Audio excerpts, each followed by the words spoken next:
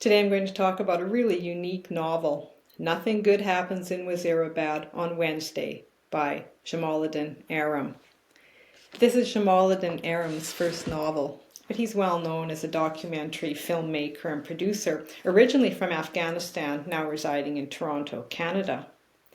I was drawn to this book firstly by the title, but mostly by the fact that it is set in Wazirabad, Kabul, Afghanistan, which sets it apart and about which I admit I really know very little. The story is set in the 1990s during the civil war in Afghanistan, and it focuses on life in a small community and the numerous characters who are striving in whatever way possible to survive. There are many characters in this book, so many that you might want to keep track on a piece of paper. And they might be referred to by name or by their occupation, such as the bone setter or the electrician or the apprentice, or by their relationship to someone else. And the story isn't told in linear fashion, but more in segments which are intertwined and interconnected, with much reliance on characters' memory and dreams and storytelling. Now, this might sound confusing, but this book has much to offer, and in my opinion, it's really worth following through to the end. I listened to an interview with the author, which really provided some insight into the meaning and depths of this book. There are several themes. Firstly, the Civil War is in progress, and people have become accustomed or almost immune to the violence that happens right in front of them. Electricity is always lacking, which makes handling just the logistics of normal life difficult. And of course, there's a scarcity of finances and food.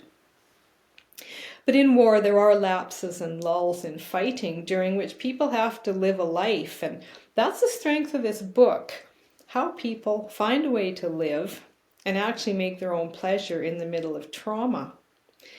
In his interview, the author points out that the characters in this book are all average people who use any number of methods to survive and have a life amidst hardship.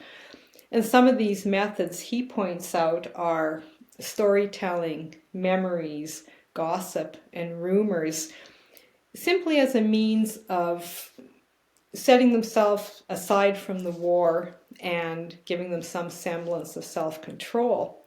And I would add there's some other methods as well, such as manipulation and crime and belief in the mystic or miracles or divine intervention.